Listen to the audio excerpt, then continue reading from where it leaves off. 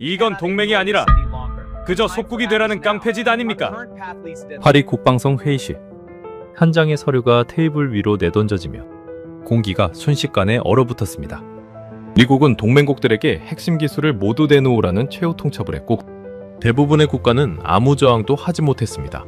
일본은 그 으름장에 단 하루 만에 고개를 숙였고 유럽 국가들 역시 불편한 침묵 속에서 워싱턴의 눈치만 살피고 있었습니다. 누구도 이 흐름을 거스를 수 없을 것이라 생각했습니다. 하지만 그 예상은 완전히 빗나갔습니다. 초강대국의 협박과 해유, 수백조 원의 제안 앞에서도 단호하게 거절한 나라, 바로 대한민국이었습니다. 왜 한국만 달랐을까요? 지금 그 충격적인 역전의 현장을 확인해 보시겠습니다. 그 전에 잠깐 이야기를 시작하기 전에 구독과 좋아요 눌러주시면 정말 감사하겠습니다. 어디에서 듣고 계신지도 댓글에 남겨주시고 함께 해주세요. 저는 프랑스 국방부 산하 수석 방산 분석관으로 일하고 있는 장 윅 베르나르입니다. 제 평생을 유럽의 안보와 방위 산업을 분석하고 기획하는데 온전히 바쳐왔다고 해도 과언이 아니었죠. 자존심 하나만큼은 세계 최고라 자부하는 프랑스, 그리고 기술력에서만큼은 그 누구에게도 뒤지지 않는다는 긍지로 똘똘 뭉친 유럽 연합의 중심에서 저는 숱한 무기 체계들의 탄생과 몰락을 이 두 눈으로 똑똑히 지켜봐왔습니다. 미라주 전투기부터 라팔에 이르기까지 우리 유럽이 빚어낸 첨단 무기들은 늘 세계 최정 상급이라는 자부심이 제 뼛속 깊은 곳까지 훈장처럼 자리 잡고 있었습니다. 그런데 제 30년 방산 인생을 통틀어 최근 워싱턴에서 날아온 단 한 장의 통첩문만큼 제 심장을 철렁 내려앉게 만들고 이토록 뼈저리고 참담한 굴욕감을 안겨준 사건은 일찍이 없었습니다. 사건의 발단은 이렇습니다. 얼마 전 트럼프 행정부의 백악관 안보 라인에서 전 세계 동맹국들을 향해 아주 충격적이고 파괴적인 방침을 공식화했었죠. 명분은 아주 그럴싸하고 달콤했습니다. 이른바 동맹국 간의 군사기술 표준화 및 상호 운용성 극대화. 겉으로 듣기에는 우방국들끼리 똘똘 뭉쳐서 서로 완벽하게 호환되는 방어체계를 만들자는 아주 이상적이고 훌륭한 제안처럼 들렸습니다. 위기 상황이 닥쳤을 때 동맹국 무기들끼리 부품이나 시스템이 맞지 않아 전장에서 고철 덩어리가 되는 불상사를 막겠다는 논리였으니까요. 세계 평화를 수호하는 동맹의 굳건한 결속을 다지자는 그럴듯한 포장지가 씌워져 있었던 겁니다. 하지만 파리 국방성 지하 벙커 회의실에 모여 그 두꺼운 영문 보고서의 이면을 돋보기로 들여다본 저를 비롯한 유럽의 국방 수뇌부들은 그야말로 경악을 금치 못했습니다. 회의실 테이블 한가운데에 놓인 최고급 콘약이 싸늘하게 식어가는 것도 모를 만큼 저희는 깊은 충격과 공포에 빠졌습니다. 이건 결코 그들이 주장하는 상생과 표준화가 아니었던 것이죠. 한마디로 요약하자면 너희들이 수십 년간 천문학적인 피 같은 예산을 쏟아붓고 수많은 엔지니어들이 밤낮 없이 피땀 흘려 독자적으로 개발해낸 첨단 무기의 핵심 기술과 융합, 알고리즘을 전부 우리 미국 펜타곤 서버에 고스란히 내놓아라라는 아주 노골적이고 폭력적인 기술 강탈 선언이었습니다. 정말이지 뒷골목 깡패나 다름없는 무자비한 억지였죠. 세계 최강 대국이라는 압도적인 지위와 달러 패권, 그리고 군사력을 무기 삼아 동맹국들의 숨통을 단단히 쥐고 흔들겠다는 검은 심산이었습니다. 특히 그들이 이 거대한 판을 짜면서 가장 노골적이고 집요하게 겨냥한 타깃은 따로 있었습니다. 바로 지구 반대편 대한민국 한화라는 기업에서 뚝심으로 독자 개발해낸 중거리 지대공 유도무기 체계 천궁이었습니다. 저희 유럽 방산 시장에서도 천궁의 이름은 이미 전설처럼 오르내리고 있었거든요. 당시 돈줄이 마르지 않는 중동 방산 시장에서 천궁. 이가 보여준 기적 같은 명중률과 경이로운 실전 성능은 이미 전 세계 방산 업계의 판도를 뿌리째 뒤흔들고 있었습니다.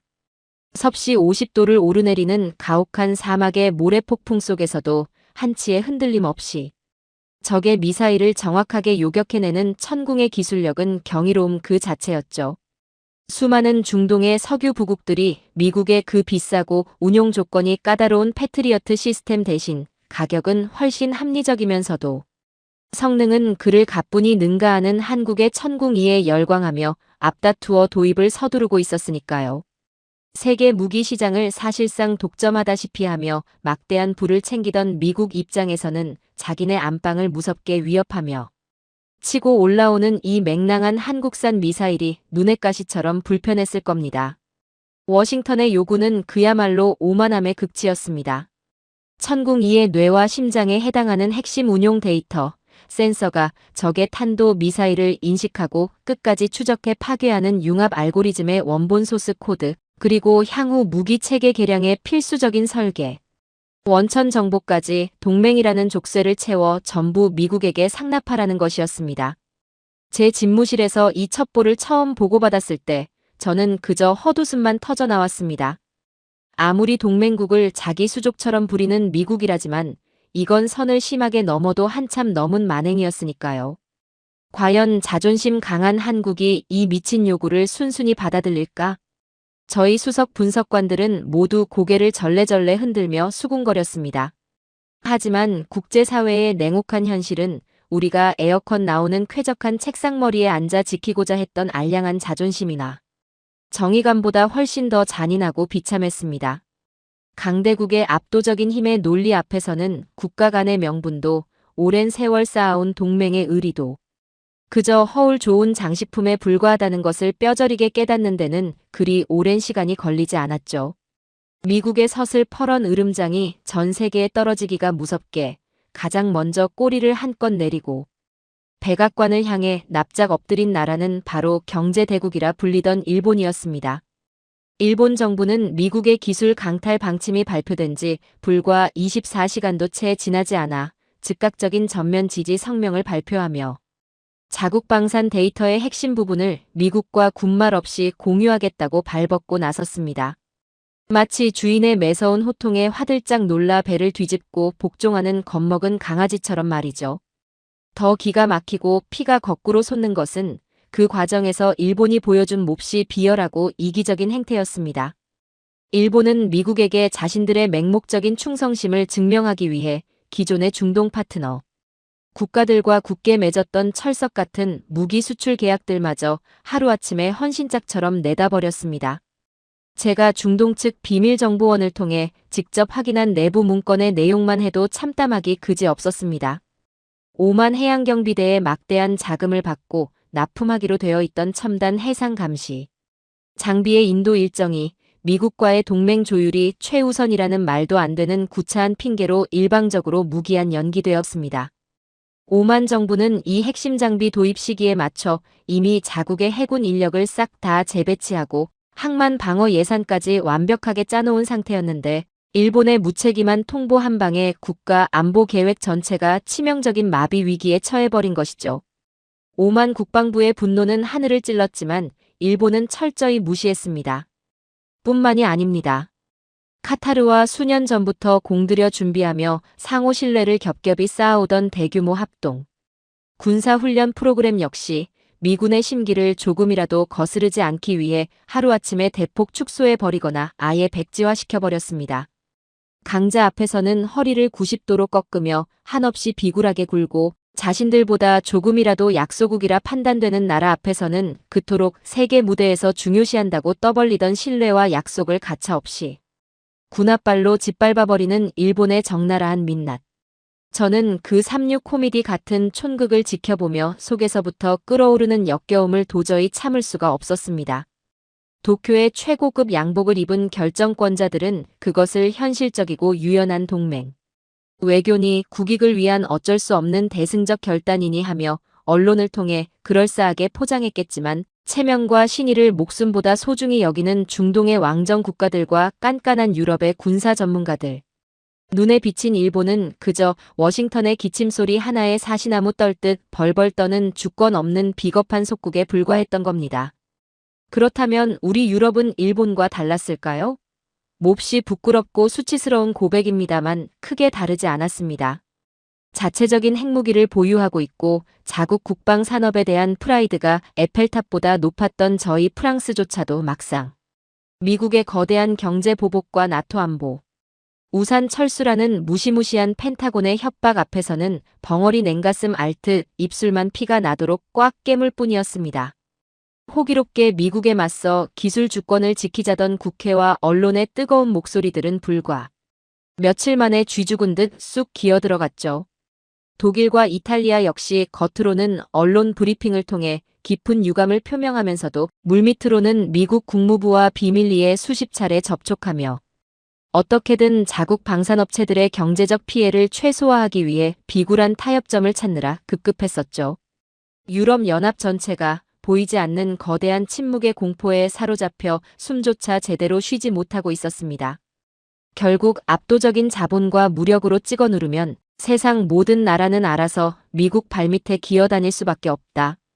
워싱턴의 매파 정치인들이 최고급 호텔에서 샴페인 잔을 부딪히며 전 세계를 조롱하고 비웃는 소리가 대서양의 파도를 건너 제 귓가까지 똑똑히 들리는 듯 했습니다. 이제 전 세계 방산업계와 각국 최고 위급 정보기관의 숨죽인 시선은 단 한 곳, 동북아시아의 화약고를 머리에 이고 있는 위태로운 나라, 대한민국으로 일제히 쏠렸습니다. 세계에서 유일한 분단 국가로 언제 터질지 모르는 북한이라는 실존하는 핵 위협과 매일같이 마주하고 있고 주한미군과 한미동맹이 국가 안보의 절대적인 생명줄이나 다름없는 한국. 지정학적으로 보나 군사적 의존도로 보나 그들이야말로 미국의 이런 노골적이고 폭력적인 겁박에 가장 취약하고 쉽게 무너질 약한 고리일 것이라고 전 세계의 모든 전문가들이 입을 모아 예상했습니다. 파리 국방성의 콧대 높은 군사 전문가들도 중동의 모래바람 속에서 뼈가 굵은 백전노장. 무기 브로커들도 하나같이 확신에 찬 어조로 말했었죠. 한국은 보나 마나 72시간 안에 백기를 들고 투항할 겁니다. 저들이 도대체 무슨 배짱과 힘이 있어서 미국에 맞서겠습니까? 세계 네 번째 경제 대국이라는 일본조차도 단 하루 만에 자존심을 버리고 무릎을 꿇었는데 한국 정부가 감히 미국의 심기를 정면으로 거스르고 천궁이의 핵심 소스 코드를 끝까지 지켜낼 수 있을 리 만무하더. 안보를 볼모로 잡힌 나라의 뻔하고 비참한 결말입니다. 저 역시 그 지극히 현실적이고 냉정한 분석에 무기력하게 고개를 끄덕일 수밖에 없었습니다. 머리로는 한국이 저항해주길 바랐지만 그것이 국제 외교의 무자비한 정글에서 통용되는 유일하고도 잔인한 법칙이었으니까요. 힘없는 동맹국이 초강 대국의 무리한 요구를 거절한다는 것은 곧 국가 경제에 대한 전례 없는 보복과 안보의 치명적인 파멸을 스스로 불러오는 자살 행위나 다름없었습니다. 전 세계가 숨을 죽인 채 서울에서 워싱턴 백악관으로 다급하게 타전될 비참한 항복 선언만을 카운트다운하며 기다리고 있었습니다. 펜타곤의 콧대 높은 장군들은 이미 한국의 피땀 어린 핵심 기술을 공짜로 넘겨받아 자신들의 뒤처진 방공망을 손쉽게 업그레이드할 단꿈에 젖어 느긋하게 시가를 피워 물고 축배를 들 준비를 마친 상태였겠죠. 하지만 하루가 지나고 이틀이 지나고 모두가 예상했던 72시간의 마지노선이 훌쩍 지났음에도 불구하고 지구 반대편 대한민국에서는 그 어떤 대답도 굴복의 신호도 들려오지 않았습니다. 오히려 등골이 오싹해질 정도로 소름 끼치게 고요했죠. 초조하고 당황해진 워싱턴 정가에서 온갖 외교 채널과 비열한 언론 플레이를 가동해 압박의 수위를 한껏 높여갔지만 한국 정부와 한화의 실무진들은 마치 거대한 태풍의 눈 속에 들어간 것처럼 기묘할 정도로 묵직하고 단단한 침묵만을 지키고 있었습니다. 그리고 마침내 피를 말리는 일주일이 지났을 때 워싱턴의 핵심 정보통을 통해 파리 국방성으로 날아온 짧은 비밀 전문 한 줄은 제30년 방산. 인생이 켜켜이 쌓아온 모든 상식과 오만한 편견을 송두리째 박살 내버리기에 충분했습니다. 저는 파르르 떨리는 손으로 그 구겨진 종이를 쥐고 읽고 또 읽으며 제 두 눈을 도저히 믿을 수가 없었습니다. 잉크가 채 마르지도 않은 그 전문 위에는 도저히 현실이라고는 믿기지 않는 문장이 선명하게 적혀 있었습니다. 대한민국 정부 및 한화, 미국의 천궁 2기술 이전 요구 전면 거부. 단 한 줄의 소스 코드도 절대 넘길 수 없음을 펜타곤에 공식 통보함. 정면 충돌이었습니다. 그건 도저히 상상조차 할 수 없는 불가능한 기적이었습니다. 거대한 바위를 향해 계란을 던지는 아니. 스스로 불구덩이 속으로 뛰어드는 격이라는 걸 누구보다 뼈저리게 잘 알고 있을 텐데도 한국은 초강대국. 미국의 오만한 심장부를 향해 아주 날카롭고 서늘한 비수를 한치의 망설임 없이 들이민 것입니다. 조건부 타협도 눈물 어린 애원도 없는 아주 완벽하고 단호한 거절. 전문이 낭독되자 회의실은 마치 찬물을 끼얹은 듯 숨막히는 정막에 휩싸였습니다. 도대체 저 작고 분단된 나라의 뼛속에는 어떤 도끼가, 어떤 태산 같은 배짱이 서려 있기에 이토록 무모하면서도 위대한 결정을 내릴 수 있었던 것일까요? 그 결단의 배경을 파헤치기 위해 저희 프랑스 국방부 정보국은 가용할 수 있는 모든 휴민트, 즉 인적 정보망화 통신 감청 자산을 총동원하여 워싱턴과 서울 사이에서 오가는 기류를 미친 듯이 추적하기 시작했습니다. 처음 한국의 전면 거부 통보가 백악관 안보실에 떨어졌을 때 미국 수뇌부의 반응은 분노라기보다는 차라리 현실 부정에 가까웠다고 합니다. 자신들이 기침만 해도 감기에 걸려 알아눕던 그 작은 아시아의 동맹국이 감히 세계의 대통령이라 불리는 미국의 통첩을 서류 한 장으로 갈기갈기 찢어버렸으니까요. 트럼프 행정부의 핵심 참모들은 당황함을 감추지 못했습니다. 저들이 지금 제정신인가? 도대체 뭘 믿고 저렇게 뻣뻣하게 나오는 거지? 워싱턴의 오만한 권력자들은 한국의 묵직한 거절을 단순한 협상용 벼랑 끝 전술쯤으로 치부하려 애썼습니다. 몸값을 올리려는 얄팍한 수작일 것이라 착각했던 것이죠. 하지만 시간이 흐를수록 그들은 아주 뼈아프고도 서늘한 진실 하나를 마주하게 되었습니다. 거절이라는 행위는 자신이 무언가를 확실하게 거머쥐고 있을 때만 당당하게 행사할 수 있는 특권이라는 사실을 말입니다. 기술이 없으면 거절할 것도 없는 법이죠. 미국이 그토록 탐내고 강탈하려 했던 그 핵심 기술, 천궁2의 센서 융합 알고리즘을 한국은 이미 그 누구의 도움도 없이 완벽하게 100% 독자 국산화하여 자신들의 손아귀에 꽉 쥐고 있었던 겁니다. 가만히 앉아서 침묵으로 선을 긋는 것만으로도 초강 대국을 쩔쩔매게 만드는 압도적인 위치. 그 자리는 누가 적선하듯 만들어준 것이 아니라 대한민국 스스로 수십 년의 피눈물을 흘리며 깎아지른 절벽을 맨손으로 기어올라 스스로 쟁취해낸 눈부신 왕자였던 것이죠. 힘을 앞세운 무식한 협박이 전혀 통하지 않는다는 것을 뼈저리게 깨달은 미국은 곧바로 전략을 180도 수정했습니다. 채찍이 안 통한다면 상상조차 할 수 없는 거대한 당근으로 유혹하겠다는 아주 뱀처럼 교활한 계산이 선 것이었죠. 며칠 뒤 워싱턴에서 서울로 극비리에 날아간 미국의 고위급 협상단은 한국 실무진들 앞에 입이 떡 벌어질 만한 천문학적인 패키지 제안서를 내밀었습니다. 그 제안의 규모는 파리 국방성 지하에서 도청 내용으로 전해들은 저조차도 순간 숨이 턱 막힐 정도로 거대했습니다. 단순한 무기 몇 개 더 사주겠다는 수준이 아니었죠. 한미 군사 협력의 파격적인 격상, 미국 주도의 글로벌 공급망 우선 참여권, 그리고 무엇보다도 한국 방산 기업들이 가장 군침을 흘릴 만한 중동 방산 시장 공동 진출 보장권이 포함되어 있었습니다. 이 거대한 패키지는 사실상 수십조, 아니 수백조 원에 달하는 황금빛 문을 한국 앞에 활짝 열어주겠다는 악마의 달콤한 속삭임이나 다름없었습니다. 이 첩보를 입수한 유럽의 정보기관들은 다시 한번 요동쳤습니다. 그래, 결국 이렇게 끝나는군. 세상에 수백조 원의 이익을 마다할 미련한 나라는 이 지구상에 없어. 저희 수석 분석관들 역시 이번만큼은 한국이 미국의 제안을 덥석 물 것이라고 100% 확신했습니다. 명분도 챙기고 국가적 실리도 챙기는 그야말로 완벽한 퇴로가 열린 셈이었으니까요. 만약 일본이었다면 아마 그 자리에서 엎드려 절을 하며 미국의 구두코를 하찼을 것이고 콧대 높은 저희 프랑스 방산업체들이었다 하더라도 겉으로는 튕기는 척하며 뒤에서는 쾌재를 부르며 도장을 찍었을 만한 너무나도 치명적이고 매혹적인 유혹이었습니다. 눈앞에 펼쳐진 수백조 원의 거대한 돈다발. 기술의 일부만 적당히 눈 감고 넘겨주면 하나라는 기업을 넘어 대한민국 국가. 경제 전체가 단숨에 도약할 수 있는 기적이 당장 내일이라도 일어날 수 있는 상황이었습니다. 하지만 대한민국 서울에서 들려온 다음 소식은 저희 유럽인들의 얄팍한 계산과 세속적인 잣대를 또다시 아주 무참하게 박살내버렸습니다. 서울의 굳게 닫힌 비밀 회의실, 미국의 고위급 협상단이 그 화려하고 거대한 수백조 원짜리 청사진을 홀로그램 띄우듯 자랑스럽게 브리핑하고 있을 때 한국 측 실무진들의 반응은 소름이 돋을 정도로 차가웠다고 합니다. 한화의 책임자와 국방부 실무진들은 미국이 내민 그 눈부신 미래의 패키지 보고서에는 눈길조차 제대로 주지 않았습니다. 대신 그들이 테이블 위로 묵직하게 꺼내든 것은 아주 낡고 두꺼운 과거의 서류철 더미들이었습니다. 그것은 바로 과거 천공체계를 개발하고 중동 국가들과 처음 수출 협상을 맺었을 당시 작성되었던 실무자들의 땀방울과 손때가 새까맣게 묻은 초창기 계약서 원본들이었죠.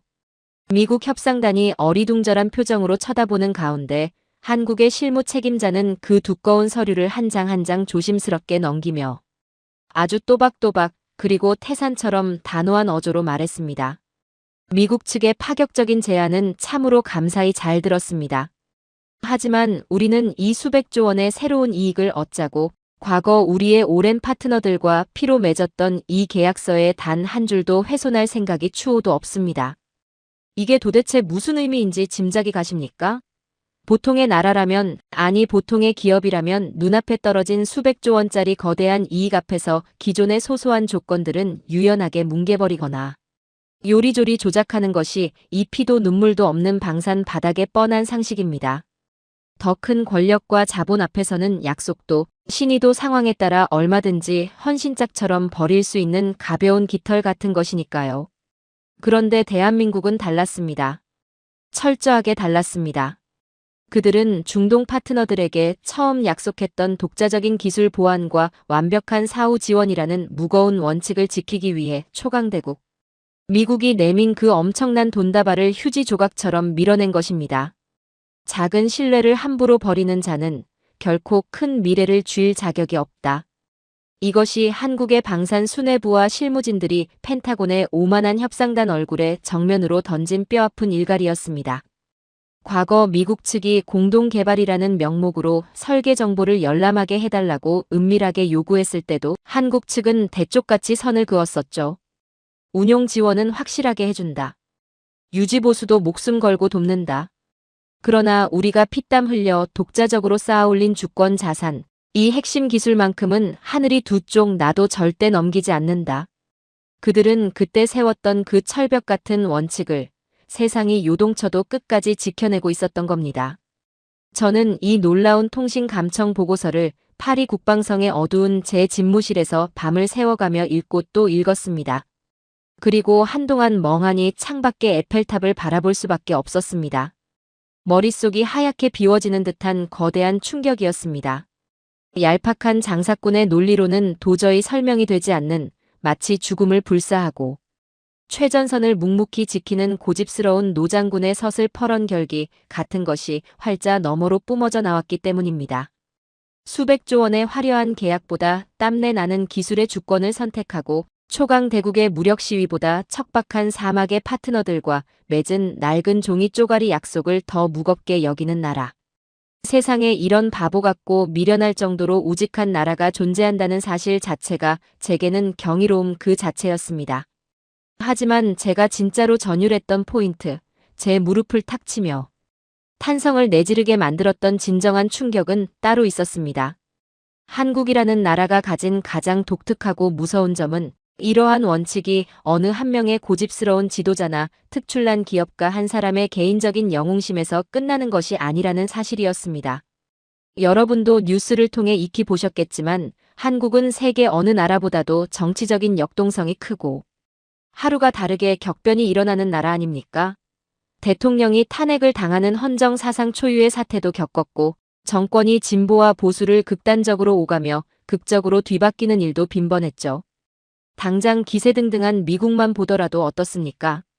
오바마 전 대통령 시절에 전 세계와 굳게 합의했던 파리 기후 협약이나 각종 무역 협정들을 트럼프가 대통령 자리에 앉자마자 하루아침에 쓰레기통에 처박아 버렸습니다. 그리고 바이든이 들어서자 다시 복원하는 척하더니 지금 또다시 트럼프가 으름장을 놓으며 싹 다 백지화시켜버리겠다고 협박하지 않습니까? 세계 제1의 선진국이라는 미국의 약속조차도 사실은 백악관 주인의 그날그날 기분에 따라 혹은 얄팍한 정치적 이해관계에 따라 손바닥 뒤집듯 바뀌는 것이 국제 외교의 참담하고 씁쓸한 현실입니다. 그런데 대한민국은 완전히 달랐습니다.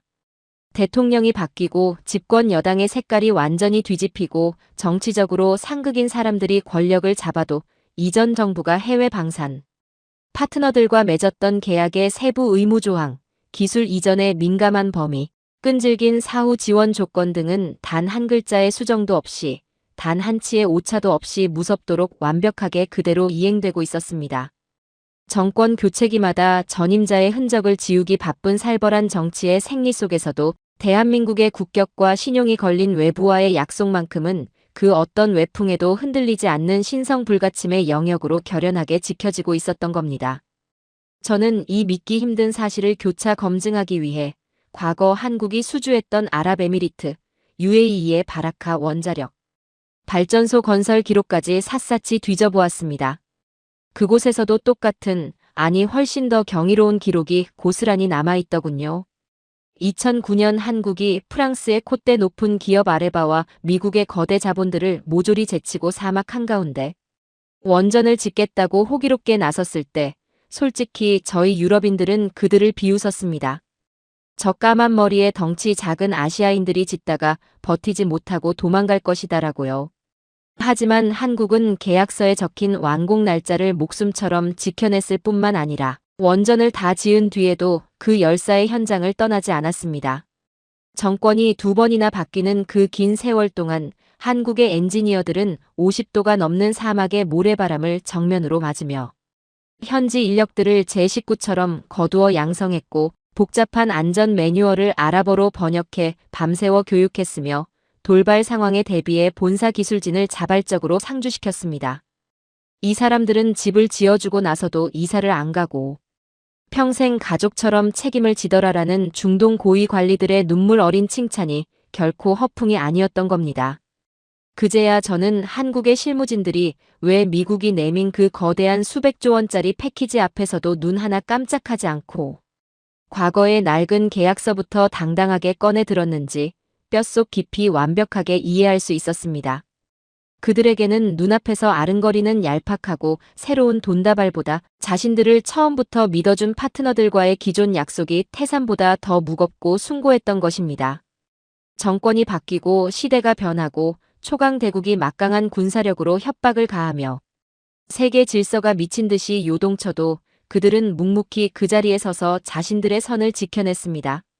방어 무기를 사는 약소국 입장에서 이보다 더 무섭고 든든한 감동적인 자산이 또 있을까요? 아무리 최첨단 스펙을 자랑하는 좋은 무기라도 파는 쪽이 자기들 이익에 따라 언제든 약속을 뒤집어버리면 그건 전장에서 그냥 무용지물인 고철 덩어리에 불과합니다. 하지만 대한민국이 땀 묻은 손으로 서명한 문서는 세상이 두 쪽. 나도 지켜진다는 아주 거룩하고 영귀한 증명서와도 같았던 것이죠. 저는 가늘게 떨리는 손으로 만년필을 고쳐쥐고 제 평생의 분석이 담긴 보고서 결론 부분에 아주 굵고 진한 밑줄을 그으며 이렇게 적어 내려갔습니다. 대한민국의 진짜 압도적인 힘은 미사일의 명중률이나 레이더의 성능 따위에서 나오는 것이 아니다.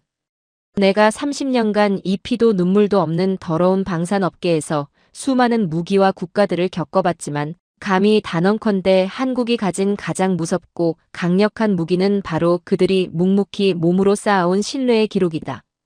단 한 번도 그 어떤 지독한 시련 앞에서도 자신을 믿어준 파트너의 등에 칼을 꽂지 않았다는 그 무식할 정도로 우직한 사실. 그것이 지금 미국이라는 거대한 골리앗을 당황하게 만들고 있는 작지만 위대한 다윗의 진짜 돌팔매질이다. 미국의 치졸한 압박이 한층 더 거칠고 교활해질수록 저는 오히려 대한민국이라는 나라의 깊은 내면이 미치도록 궁금해지기 시작했습니다. 도대체 이 끈질기고 독한 신뢰의 DNA는 어디서부터 기원한 것일까요?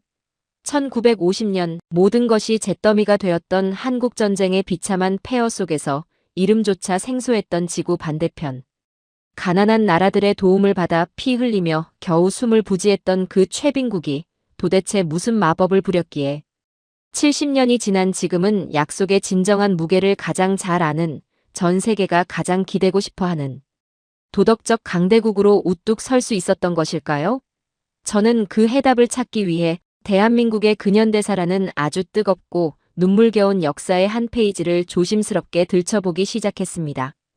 그리고 그 낡은 흑백의 기록 속에서 저는 평생 흘리지 않았던 뜨거운 눈물을 터뜨리고야 말았습니다.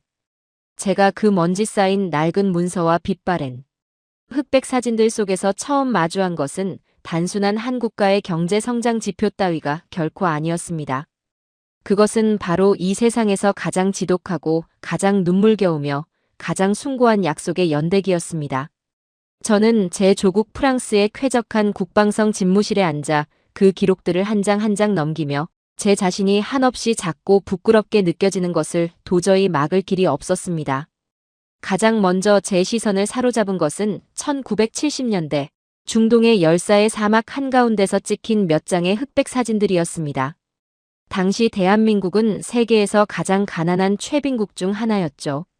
가진 자원이라고는 아무것도 없는 척박한 땅에서 한국의 아버지들은 가족들을 먹여 살리고 나라의 경제를 일으켜 세우기 위해 그 머나먼 타국의 사막으로 기꺼이 몸을 던졌습니다. 섭씨 50도를 넘나드는 살인적인 폭염, 숨조차 제대로 쉬기 힘든 모래폭풍 속에서 그분들이 흘린 것은 단순한 땀방울이 아니었습니다. 그것은 가족의 생계와 조국의 명운을 짊어진 말 그대로 피 끓는 절박함 그 자체였죠. 제가 당시 중동 지역의 건설 발주처에서 작성했던 기밀평가 보고서를 읽다가 발견한 놀라운 사실이 하나 있습니다. 그 보고서에는 한국의 노동자들을 가리켜 납기일을 종교처럼 맹신하는 자들이라고 적어 놓았더라고요. 서양의 건설사들은 날씨가 덥다, 자재가 부족하다, 명절이다 하며 온갖 핑계로 공사 기간을 연장하기 일쑤였지만 한국인들은 달랐습니다. 횃불을 밝히고 밤을 새워서라도 심지어 풍토병에 걸려 쓰러지는 동료를 업고서라도 그들은 기필코 계약서에 명시된 완공 날짜를 미친 듯이 지켜냈습니다. 왜 그랬을까요?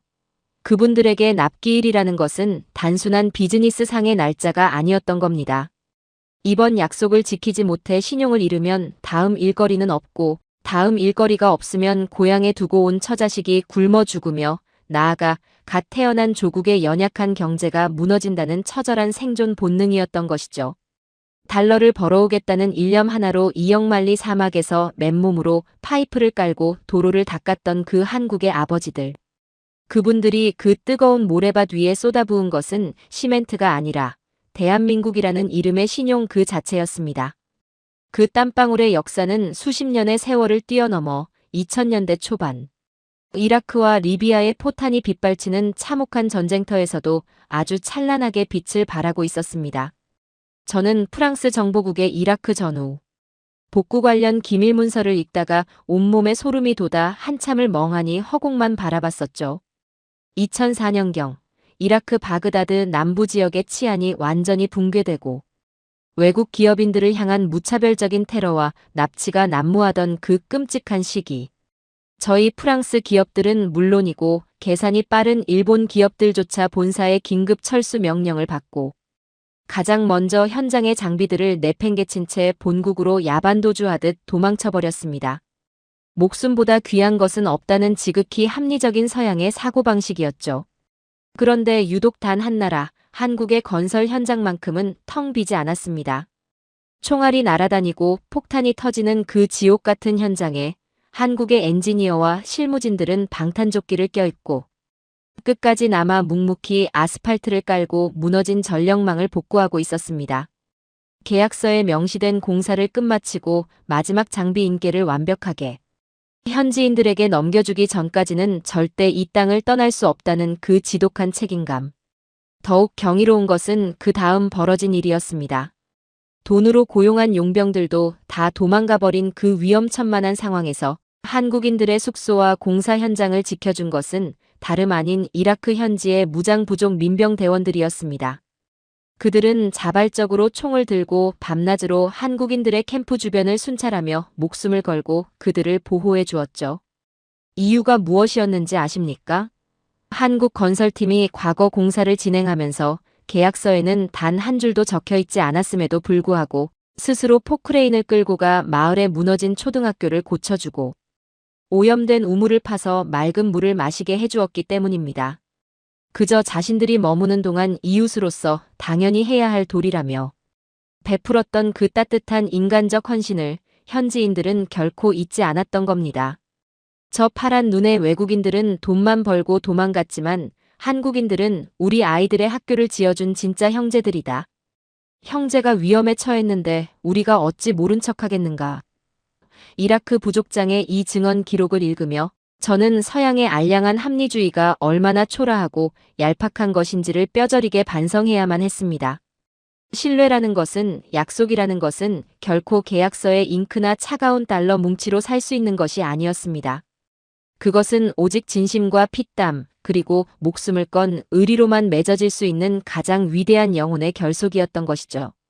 하지만 제가 대한민국의 역사 속에서 발견한 진정한 기적, 전 세계 그 어떤 국가의 역사책에서도 결코 찾아볼 수 없는 가장 압도적이고 눈물겨운 반전의 드라마는 따로 있었습니다. 바로 1997년 한국 경제가 완전히 붕괴될 뻔했던 그 끔찍했던 IMF 외환위기 당시의 기록들이었습니다. 국가의 금고가 텅텅 비고 수많은 기업들이 도미노처럼 쓰러지며 평범한 가장들이 하루아침에 거리로 나앉던 그 캄캄한 절망의 시기. 만약 우리 유럽이나 남미의 국가들이었다면 당장 분노한 군중들이 거리에 불을 지르고 폭동을 일으키며 정부를 향해 돌을 던졌을 겁니다. 그것이 역사적으로 증명된 위기 상황에서의 당연한 민심이니까요. 그런데 대한민국이라는 이 불가사의한 나라는 전 세계의 정치학자들과 경제학자들의 상식을 아주 보기 좋게 산산조각 내버렸습니다.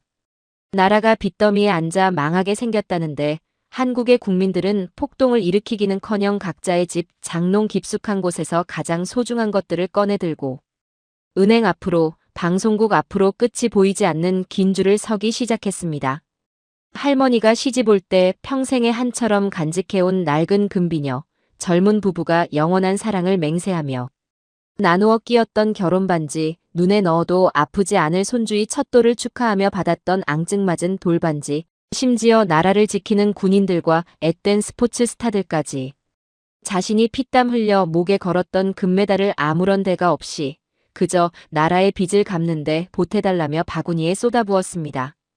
세상에, 도대체 세상 어느 나라 국민이 국가의 부도를 막겠다고 자기 손가락에 금반지를 빼서 바친단 말입니까?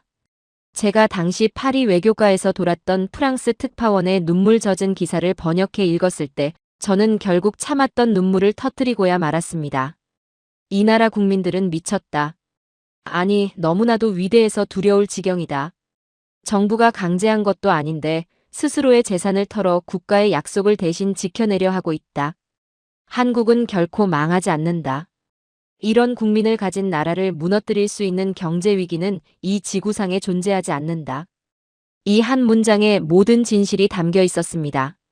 미국이라는 나라는 약속을 자신들의 이익을 위한 정치적 도구로 가볍게 사용합니다. 필요하면 맺고 조금이라도 불편해지면 언제든 뒤집어 엎어버리죠.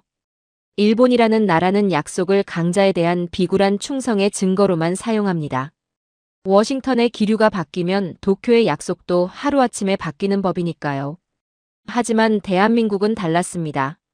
그들에게 약속이라는 것은 국가의 존망이 걸린 생존 본능 그 자체였습니다. 국제사회와의 약속을 단 한 번이라도 어기면 다시는 일어설 기회가 없다는 것을, 나라의 신용이 무너지면 국민들의 삶이 얼마나 비참하게 짓밟히는지를 그 IMF라는 혹독한 시련을 통해 전 국민이 뼈에 사무치도록 몸으로 배웠기 때문입니다. 그래서 그들은 금반지를 빼서라도 기필코 약속을 지켜냈던 겁니다. 그 눈물겨운 헌신과 희생의 DNA가 사막의 모래바람을 견디며 쌓아 올린 그 지독한 책임감이 70년의 세월을 관통하여 지금 한화라는 기업과 대한민국의 뼛속에 그대로 흐르고 있었던 것이죠. 이 위대한 역사의 맥락을 깨닫고 나니 지금 워싱턴에서 벌어지고 있는 촌극이 얼마나 우습고 오만한 짓인지가 명확하게 보이기 시작했습니다. 트럼프 행정부는 한국의 기술 주권을 강탈하기 위해 지금 이 순간에도 전방위적인 압박의 올가미를 조여오고 있었습니다. 단순한 방산 분야의 협박을 넘어 이제는 반도체 생산의 필수적인 핵심 소재의 수출, 허가 절차를 까다롭게 변경하겠다며 경제의 생명줄을 쥐고 흔들려 했고 국제금융시장에서 한국 기업들의 달러 조달 비용을 은밀하게 상승시키는 등 아주 치졸하고 비열한 뒷골목 깡패 같은 짓거리들을 서슴지 않았죠. 이 정도 목을 조르면 아무리 독종 같은 한국이라도 숨이 막혀 결국 무릎을 꿇고 천궁의 소스 코드를 바치며 살려달라고 애원할 것이다. 이것이 오만한 펜타곤과 백악관 수뇌부들의 오판이었습니다. 그들은 한국이 버티는 이유를 단순한 기업의 이익이나 얄팍한 자존심 싸움 정도로 착각했던 것이죠. 하지만 힘으로 짓누를수록, 폭력으로 숨통을 조일수록 대한민국이라는 나라가 가진 그 영롱하고 묵직한 진가는 더욱더 눈부시게 빛을 발하기 시작했습니다. 미국의 압박이 거세지면 거세질수록 아이러니하게도 국제사회의 여론은 미국이 원했던 방향과는 정반대로 무섭게 요동치기 시작했습니다. 세계 각국의 방산 실무자들과 외교관들은 처음에는 미국이 저렇게까지 화를 내는데 한국이 도대체 무슨 큰 잘못을 저지른 게 아닌가 하며 의아해했습니다. 하지만 그들이 사태의 본질을 파악하기 위해 과거의 기록들을 뒤적거리면 뒤적거릴수록 그들이 마주하게 된 것은 한국의 잘못이 아니라 미국의 횡포와 한국의 눈물겨운 신뢰의 역사였습니다. 정권이 3번이나 뒤바뀌는 험난한 정치적 격변 속에서도 기존 파트너들과의 계약 조건을 단 한 글자도 바꾸지 않고 묵묵히 이행해낸 한국. 글로벌 위기 상황에서 다른 나라 기업들은 다 도망갈 때 오히려 납품 일정을 앞당기며 현장을 지켜낸 한국. 수십조 원의 거대한 뇌물 같은 유혹 앞에서도 과거 자신들을 믿어준 중동 국가들과의 핵심 기술 보호 약속을 지키기 위해 초강대국 미국의 멱살을 쥐고 정면으로 맞서 싸우고 있는 한국. 이 압도적인 진실 앞에서 저희 유럽의 국방 수뇌부들은 더 이상 미국의 눈치를 보며 비겁하게 숨어 있을 수만은 없다는 부끄러움을 느끼기 시작했습니다. 미국의 무기를 맡기면 온갖 까다로운 조건이 붙고 결국 기술의 종속국이 되어 영원한 노예로 전락하지만 한국의 무기를 맡기면 그들은 우리의 완벽한 자립을 돕고 세상이 무너져도 끝까지 약속을 지키는 진정한 형제가 되어준다. 이 깨달음이 마치 들불처럼 중동의 모래사막을 넘어 이곳 파리의 에펠탑을 지나 유럽 전역으로 무섭게 번져나가기 시작한 겁니다. 트럼프가 한국을 무릎 꿇리려 빼들었던 그 오만한 압박의 칼날은 이제 완전히 방향을 틀어 미국 자신과 그 뒤에 숨어 알랑거리던 일본의 목을 겨누는 거대한 역풍이 되어버렸습니다. 전 세계가 숨을 죽이고 지켜보는 가운데 드디어 오랫동안 웅크리고 있던 반격의 서막이 그 누구도 예상치 못했던 기적 같은 대반전의 축제가 화려하게 막을 올릴 준비를 마친 것입니다. 그리고 그 반전의 중심에는 온몸이 부서져라 피땀을 흘리며 약속의 무게를 증명해낸 대한민국이라는 아주 작지만 세상에서 가장 위대한 거인이 우뚝 서 있었습니다. 그 위대한 거인이 묵직하게 내디딘 첫걸음은 전 세계 외교와 방산, 시장의 판도를 단숨에 뒤집어 엎는 거대한 지진이 되어 워싱턴의 심장부를 사정없이 강타했습니다. 힘으로 모든 것을 짓누르려 했던 미국의 오만한 펜타곤 수뇌부들은 자신들이 파놓은 그 깊고 어두운 고립의 함정에 스스로 빠져 허우적거리는 참담한 신세로 전락하고 말았죠.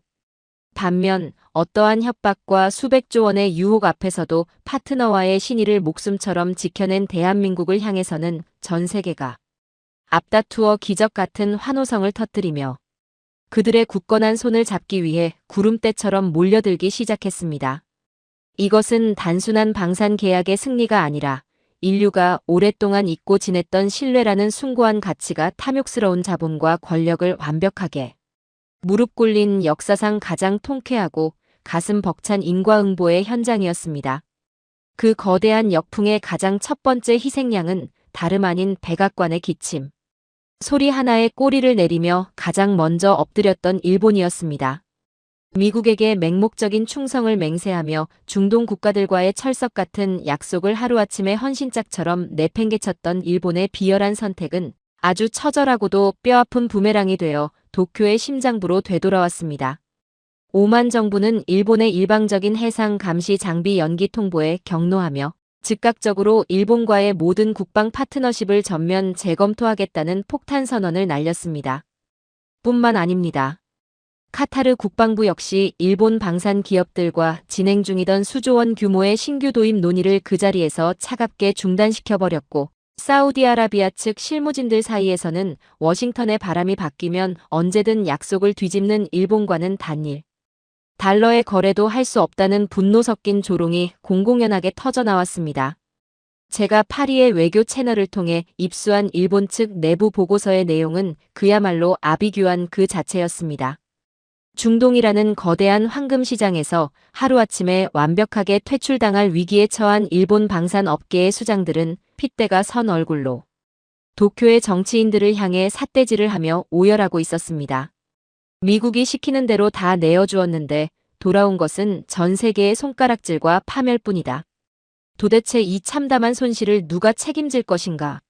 라며 절규했지만 이미 엎질러진 물이었죠. 그들은 다급하게 미국 펜타곤에 매달려 우리가 동맹의 의무를 다하느라 엄청난 피해를 입었으니 제발 살려달라고 애원했지만 미국은 자신들의 코가 석자인 상황에서 일본의 그 처량한 울부짖음을 아주 매몰차게 외면해버렸습니다. 강자에게 굽실거리며 약자와의 신의를 저버린 자들이 맞이하는 너무나도 당연하고 통쾌한 파멸의 결말이었던 겁니다. 반면 무건의 시위로 미국의 폭력적인 요구를 단칼에 쳐냈던 대한민국의 위상은 그야말로 하늘을 뚫고 우주로 솟아오르고 있었습니다. 한국의 그 결연한 거절이 사실은 자신들의 무기를 사준 중동 파트너 국가들의 핵심 안보를 지켜주기 위한 눈물겨운 방패였다는 사실이 전 세계에 알려지면서 중동 전역은 그야말로 대한민국을 향한 열광의 도가니로 변해버렸습니다. 가장 먼저 움직인 것은 과거 한국이 사막 한가운데서 피땀 흘려 원전을 지어주며 끈끈한 형제의 정을 나누었던 아랍에미리트 UAE였습니다. UAE 국방부 수뇌부는 회의를 시작한 지 단 30분 만에 만장일치로 미국이 아닌 한국과의 장기 방공 협력을 공식화하는 역사적인 결단을 내렸습니다. 이것은 단순히 천궁이라는 미사일 몇 기를 사오고 마는 얄팍한 거래가 아니었습니다. 현지 정비 거점을 세우고 아랍의 군인들에게 실전 운용 기술을 남김없이 전수하며 향후 10년이 넘는 세월 동안 양국이 피를 나눈 형제처럼 군사, 경제, 교육의 모든 분야를 통합하여 함께 방어망을 구축해 나가는 아주 거룩하고 영구적인 혈맹의 약속이었습니다. UAE의 국방 수뇌부가 계약서에 서명하며 남긴 한마디는 제 평생의 방산 인생을 통틀어 가장 깊은 전율을 선사했습니다. 우리는 오늘 차가운 무기를 돈을 주고 산 것이 아닙니다. 세상이 두 쪽 나도 절대 우리의 등 뒤에 칼을 꽂지 않을 가장 위대하고 든든한 형제의 손을 맞잡은 것입니다. 이 얼마나 가슴 뜨거워지는 찬사입니까? 이 기적 같은 소식은 모래바람을 타고 중동 전역으로 번져나갔고 곧이어 거대한 연쇄 반응을 일으켰습니다. 사우디아라비아가 한국 방산 기업과의 대규모 합작 생산 논의를 전격적으로 발표했고 카타르와 오만 등 중동의 굵직한 국가들이 앞다투어 서울로 특사를 파견하며 제발 우리와도 파트너가 되어달라고 애원하는 진풍경이 벌어졌습니다. 불과 몇 달 전만 해도 미국의 패트리어트가 지배하던 중동의 밤하늘이 이제는 대한민국이라는 이름의 견고하고 따뜻한 방패 아래로 완벽하게 재편되는 그 누구도 상상하지 못했던 압도적인 대역 전극이 눈앞에서 생생하게 펼쳐지고 있었던 겁니다. 이 놀라운 반전은 비단 중동에서만 끝난 것이 아니었습니다. 러시아조차 공식 외교 채널을 가동해 북극 항로를 지나는 한국 선박들에게 파격적인 우선 통항권을 보장하고 극동지역 에너지 프로젝트의 핵심 지분을 내어주겠다며 은밀하게 손을 내밀었습니다. 미국을